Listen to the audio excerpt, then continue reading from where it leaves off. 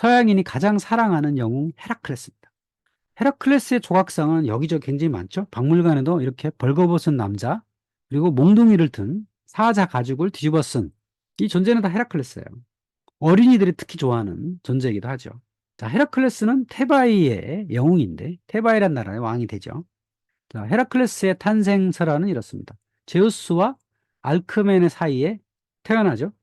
자, 특이하게도 알크메네는 처녀가 아니고 유부녀였어요. 암피트리언이라고 하는 남편이 있는 유부녀였단 말이죠. 어느 날 제우스가 알크메네와 사랑을 나누기 위해서 남편 암피트리온으로 변신을 해요. 그래서 알크메네와 사랑을 나누죠. 그 다음날 전쟁에 나갔던 암피트리온이 돌아와요. 그리고 암피트리온과 알크메네가 또 사랑을 했어요. 그래서 쌍둥이가 태어납니다. 그러니까 10달 후에 쌍둥이 아들을 알크메네가 낳는데 남자는 2명인 거예요. 그래서 옛날에는 이렇게 쌍둥이가 태어난 것은 여자가 두 남자와 관계를 해서 이게 탄생이 됐다. 이렇게 하는 이야기가 있었다고 하는 거죠. 자, 그런데 하나는 암피트리온의 아들 이피클러스고 또 하나는 제우스의 아들 헤라클레스잖아요. 누가 신의 아들일까요? 이 시절에 헤라라고 하는 제우스의 정실 부인이 해코지를 하죠. 그래가지고 이 아들들을 죽이기 위해서 특히 헤라클레스를 죽이려고 아들이 잠자고 있는 요람에다가 뱀을 보냈어요. 요 그림이에요. 폼페이에서 출토된 그림인데 뱀을 헤라가 여기 요 뒤에 있는 게 헤라입니다. 헤라가 뱀을 보냈더니 아들 쌍둥이 2명 중에 1명이 뱀을 확 잡는 거예요. 그러면 얘가 헤라클레스인 거죠. 7달밖에 안 된 애가 뱀을 잡으니까 신의 아들인 거죠. 그래서 그때부터 얘는 헤라클레스고 요쪽에는 이피클레스다라는 걸 알게 되었다고 하는 거죠. 어쨌든 제우스의 아들로 탄생을 합니다. 자, 그 시절에 제우스가 헤라클레스를 도와주려고 헤라를 데려다가 젖을 먹여요. 그런데 헤라는 자기 아들도 아닌 헤라클레스한테 젖을 먹이기 싫잖아요. 그래서 막 거부를 합니다. 여기 그림에 보면 제우스가 헤라클레스를 붙잡고 헤라의 젖을 먹이려고 막 해요. 그랬는데 헤라가 막 거부를 해가지고 그때 이 젖이 막 하늘로 튀어 올라갔습니다. 그래가지고 이게 은하수가 이렇게 만들어졌다더라 라고 하는 썰어가 있는 거죠. 그러면 요 벌거벗은 여인이 왜 헤라냐? 뭐 이렇게 천사들이 막 날아다니고 요 밑에 공작새가 있잖아요. 요 공작새가 헤라의 상징이에요. 그리고 여기 제우스 밑에 독수리가 있잖아요. 그러니까 독수리의 상징은 제우스, 헤라의 상징은 공작새예요. 이런 것들을 이제 그림으로 그려진 거죠. 자, 은하수가 헤라의 젖으로부터 만들어졌다라고 하는 설화가 이렇게 만들어진 거죠. 이제 헤라의 저주를 뚫고 자랍니다. 자라는 사이에 청년 시절에 아직 결혼하기 전 청년 시절에 남겨진 에피소드가 이런 게 있어요. 들판으로 양을 지키러 나갔는데 그 양을 사자가 잡아먹으려고 막 해요. 그래가지고 그 사자의 목을 졸라가지고 죽였습니다. 그랬더니 그 양의 주인이 있을 거 아니에요. 그 양의 주인이었던 왕이 헤라클레스한테 선물을 줘요. 어떤 선물이냐면 선물 중에서 제일 좋은 선물, 딸 50명을 선물로 줬어요. 그래가지고 딸 50명과 사랑을 나누면 되는데 중요한 건 이 여인 50명이 중요한 게 아니에요. 여인 50명으로부터 50명의 아들이 나온다는 게 중요한 거죠. 그래서 이 50명의 아들로부터 헤라클레스 2세가 나오죠. 이 헤라클레스 2세들이 지중해를 다니면서 여러 도시들을 개척을 합니다. 그래서 여러 도시들이 자기의 선조를 헤라클레스라고 이야기하는 전설이 있는 거죠. 가장 대표적인 게 오늘날에도 있는 모나코라고 하는 도시예요. 모나코의 개척자는 헤라클레스라고 합니다. 헤라클레스의 아들 중에 1명이 와서 개척을 했다. 이렇게 설화가 남아있는 거죠. 이제 성인이 됐어요. 성인이 된 다음에 테바이의 왕녀였던 메가라와 결혼을 합니다. 결혼을 해가지고 아들도 둘이나 낳았어요. 아주 재밌게 잘 살고 있었죠. 근데 제우스의 아내였던 헤라가 이 헤라클레스를 어떻게든지 해코지 하려고 합니다. 그래서 헤라가 헤라클레스의 머리에 이상한 생각을 집어넣어요. 그래서 광기가 생겼어요. 그래서 아내가 괴물처럼 보이고 아이들은 여우처럼 보여요. 그래서 아내와 아이들을 죽입니다. 갑자기 미친 거예요. 그래서 이때부터 원죄가 생겼습니다. 자기 가족들을 죽인 원죄를 갖게 됩니다. 그럼 원죄를 지고 계속 살 수는 없잖아요. 괴롭잖아요. 자기 아내와 아들을 죽였으니까. 그래서 어떻게 하면 되냐라고 신탁을 얻었더니 자, 티린스의 왕이었던 에우리스테우스한테 가서 그 사람이 시키는 대로 해라 라는 신탁을 받습니다. 그래서 이 에우리스테우스한테 종속이 되게 되고, 그때부터 에우리스테우스가 시켰던 12가지 아주 어려운 과업을 하게 된 겁니다. 그래서 헤라클레스 하면 12과업으로 유명하죠. 그러면 왜 에우리스테우스의 명령을 들을 수밖에 없느냐? 이게 바로 헤라가 사주란 거라는 거죠. 헤라가 사주라서 헤라클레스와 원래는 같은 나이에 되는데, 이 에우리스테우스를 먼저 태어나게 합니다.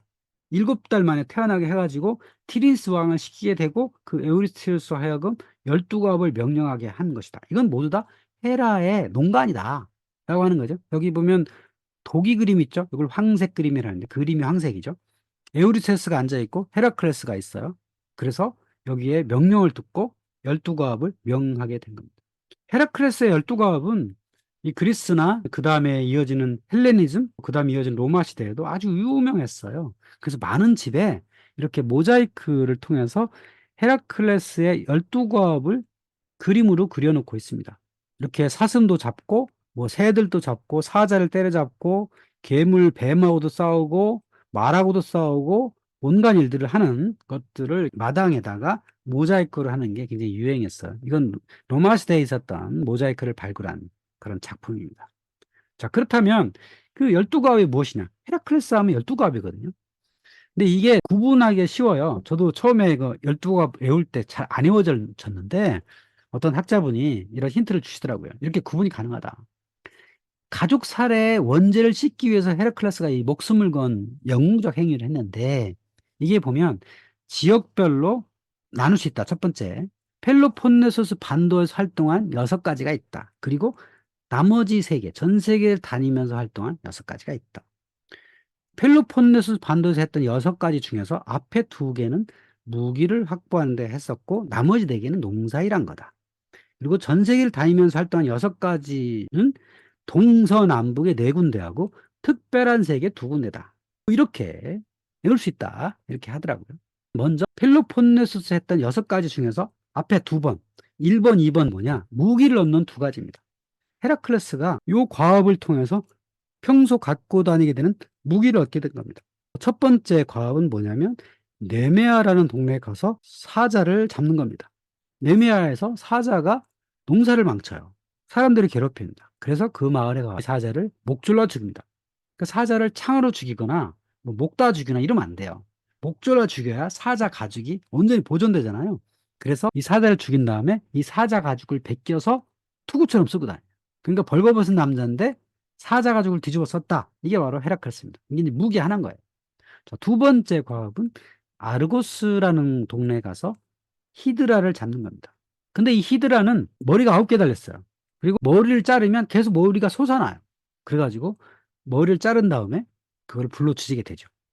자, 그 다음에 3번째, 4번째, 5번째, 6번째는 농사를 관리하는 4가지예요. 농사를 망치는 괴물들 얘기입니다. 캐리네이아에는 사슴이 있었고, 에리만토스에는 멧돼지가 있었고, 또 아우기에서는 외양간이 있었고, 여기 보면 새떼가 있어요. 그러니까 사슴, 멧돼지, 새떼, 외양간, 이거를 가서 나름대로 역할을 하게 되는 거죠. 농사일에 관련된 것들을 하게 됩니다. 여기 지도에서 보시면 국내에서의 모임이에요. 펠로폰네수스란 반도에서 있었던 6가지 모임을 하는 거죠. 제 강의 특징이 지도죠. 아, 요 동네다는 거죠. 여기 네메아라는 것이 여기입니다. 저도 네메아를 갔었어요. 여기 별표가 친 곳이 제가 갔던 곳인데, 네메아라는 동네가 아주 조그마한 동네인데 거기에도 신전도 있고 하더라고요. 네메아에 가서 사자를 처치했다. 근데 이 동네에서 원래 사자는 없거든요. 존재하지 않는데 뭐 신화니까 사자를 처치하고, 그 옆에 아르고스에 가서 히드라를 처치했다. 에우리테스가 살았던 데가 여기 티렌스다. 여기 테베가 탄생지죠. 탄생지가 여기다. 그리고 에리만토스가 멧돼지를 처치하고, 스팀팔러스가 새떼를 처치하고, 캐리네이아가 사슴을 처치하고, 그리고 아우게이아스 애완간을 싹 청소하는 국내 모험은 이렇게 이어지게 되는 겁니다. 자, 6번까지 했죠.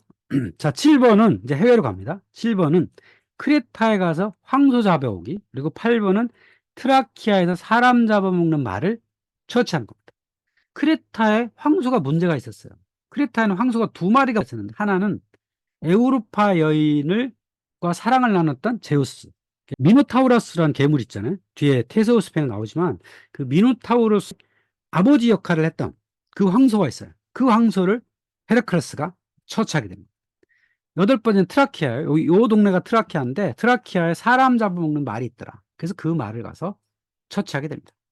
아홉 번째는 동쪽으로 갑니다. 동쪽에 콜키스에 가가지고 아마존족 여왕의 허리띠를 가져오는 겁니다. 자, 아마존족 여왕은 일리아드에도 한번 등장을 합니다. 그리고 헤라클레스도 한번 등장을 하는데 여성으로만 구성된 전사 집단이죠.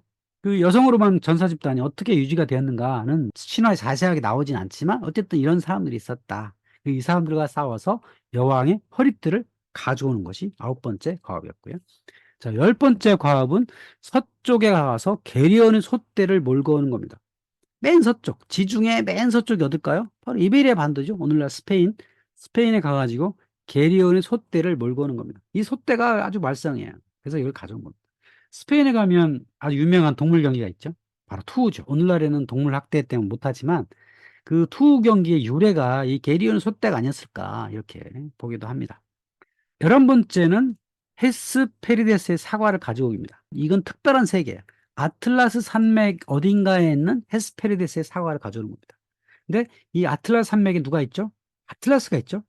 하늘을 지고 있는 아틀라스가 있는데 아틀라스가 헤스페리데스의 사과가 어디 있는지 알아요.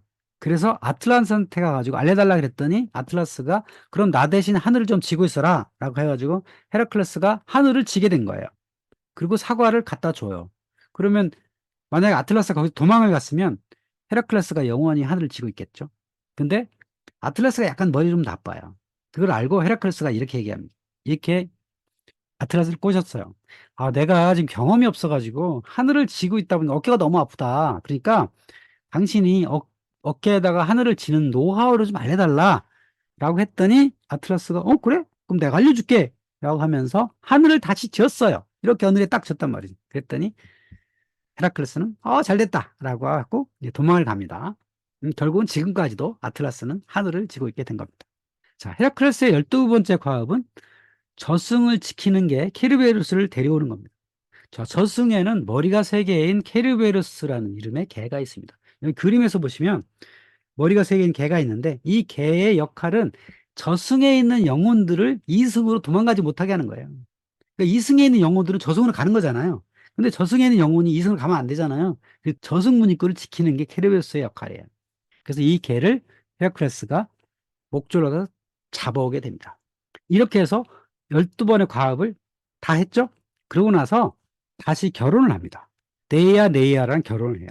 그리고 잘 살고 있었는데 뱃사공이었던 켄타우로스 네소스가 배를 건네준다고 해놓고 그 아내였던 데이아네르를 데리고 도망을 가려고 해요. 막 도망을 쳐요. 그랬더니 헤라클레스가 열받아가지고 자기 아내 데리고 도망가니까 그냥 놔둘 수가 없잖아요. 그래서 막 쫓아가가지고 이 켄타우로스를 죽입니다. 여기 조각품인데 왼쪽에 헤라클레스와 켄타우로스가 있죠?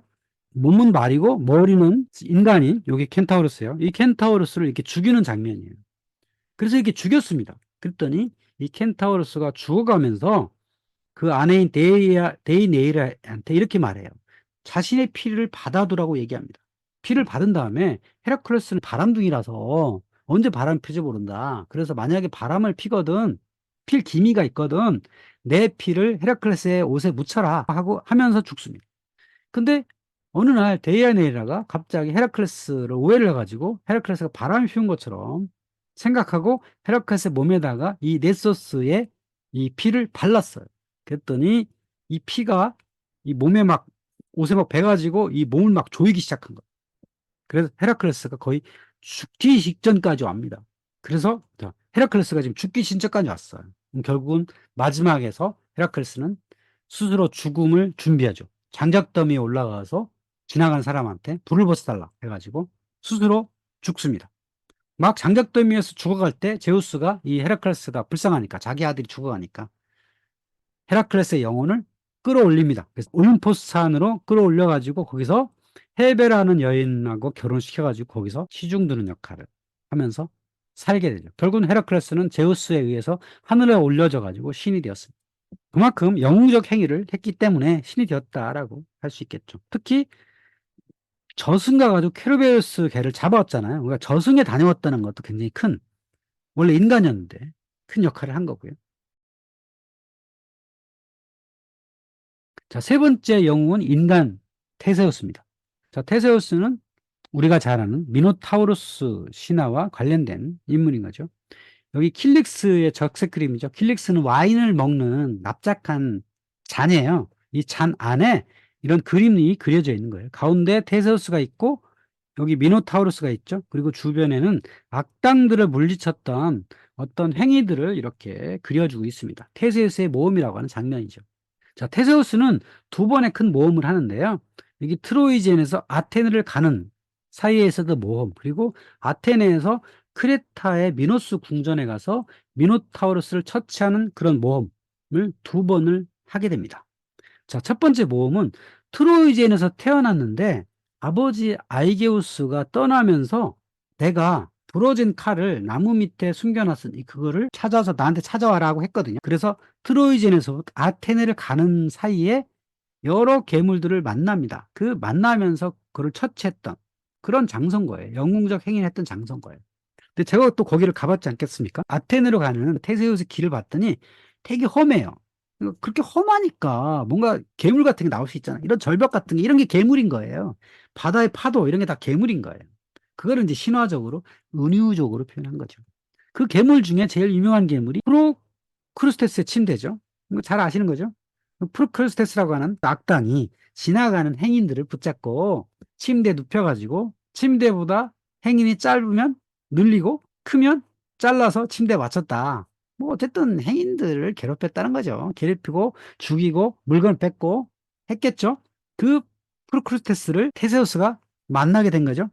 여기 테세우스고 여기 프로크루스테스겠죠. 만나가지고 거꾸로 이 프로크루스테스를 그 침대에다가 눕히죠. 눕혀가지고 길이보다 기니까 뭐 잘라서 죽였다. 뭐 그런 이야기처럼 영웅들을 처치하고 아버지를 만나러 아테네까지 갔던 그런 행위였던 거죠. 자, 아테네에 가서 아버지를 만나고, 자, 왕위 계승자가 돼야 되는데, 왕위 계승자가 되기에는 뭔가 영웅적인 업적이 필요해요. 그런데 마침 아테네가 그 미노스 왕한테 괴롭힘을 당하고 있었죠. 거기에 미노타우로스라고 하는 괴물이 살고 있었죠. 미노스 왕의 지금 의붓아들처럼 있는 거죠. 그 크레타에는 두 마리 황소가 문제가 있다 그랬죠. 첫 번째 황소는 황소로 변신한 제우스, 그 황소가 있었고, 그래서 제우스 아들이 그 황소로부터 에우로파 여인으로부터 미노스가 탄생을 하죠. 자, 그런데 또 하나의 황소가 있었어요. 미노스 왕이 포세이돈의 도움으로 왕이 됐거든요. 근데 왕이 되기 위해서는 뭐가 필요했냐면 황소가 필요했어요. 뭐 황소 숭배사가 있었겠죠. 그래서 포세이돈이 그 황소를 미노스한테 제공을 할 거거든요. 그래서 왕이 됐어요. 왕이 된 다음에 포세이돈한테 제사를 많이 지내고 또 황소를 돌려보내야 되는데 안 돌려보낸 거예요. 그래서 포세이돈이 이 뭔가 계획을 꾸밉니다. 어떻게 꾸미냐면 미노스의 아내한테 이상한 생각을 불어넣어요. 음욕을 불어넣어요. 그래가지고 이 파시파의 왕비가 교미를 합니다. 황소와. 그래서 파시파의 왕비가 애를 낳는데 바로 몸은 인간이요 머리는 황소인 미노타우로스가 탄생을 하게 된 겁니다. 포세이돈의 저주로 인해서 탄생이 된 거죠. 근데 이 미노타우로스는 오로지 인육만을 먹는다. 이게 미노타우로스의 전설인 거죠. 인육만을 먹기 때문에 사람을 제공해야 되는데 마침 미노스라는 나라가 아테네를 정벌한 다음에 그 아테네가 미노아 왕국의 속국이었던 거예요. 그래서 아테네에서 정기적으로 7명의 선남선녀를 보내서 미노타우로스의 먹이로 제공을 했었던 거죠.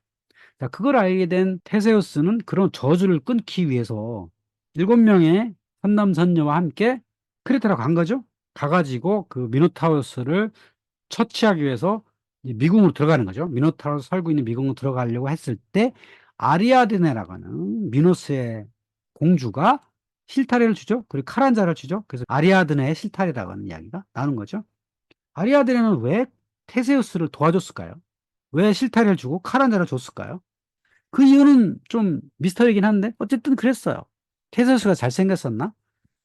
그래서 테세우스한테 이렇게 도와주고 결국은 이 테세우스는 미노타우로스를 요 미궁에서 처치하고 실타래를 붙잡고 밖으로 나오죠. 그런 다음에 아테네 그 선남선녀 7명을 구해가지고 아테네로 돌아가죠. 자, 돌아가는 과정에 아르야드네는 쫓아갑니다. 쫓아가다가 낙소스란 섬에 머물렀는데 하룻밤을 지낸 다음에 거기서 테세우스는 아리아드네를 그 섬에 버리고 가버렸어요. 이게 좀 의문점이긴 해요. 테세우스는 왜 아리아드네를 낙소스에 버렸을까? 그러고 나서 이 버려진 아리아드네는 이 섬에서 디오니소스와 결혼했다고 하는 겁니다. 디오니소스를 기리는 신전이 그리스에 별로 없거든요. 거의 없는데 낙소스 섬에만 있습니다. 그러니까 낙소스 섬에는 이런 신화가 내려오는 거죠. 아리아드네가 테세우스한테 버려졌는데 버려진 다음에 디오니소스랑 결혼했다. 근데 이건 해석이 가능해요. 디오니소스는 신이란 말이죠. 신하고 결혼했다는 얘기 뭐죠? 사제가 되었다는 겁니다. 디오니소스를 모신 신전의 사제가 아리아드네였다. 뭐 이렇게 해석할 수 있겠죠. 왜 테세우스가 아리아드네를 버렸는지는 잘 알 수가 없지만 마음에 안 들었나 보죠. 데리고 가면 뭐 결혼을 하든지 해야 되는데 이렇게 신화에는 여인을 버리는 그런 경우가 상당히 많이 있어요. 몇몇 여인들인데 그중에서 가장 대표적인 게 바로 아리아드네였다. 이게 테세우스의 신화였습니다.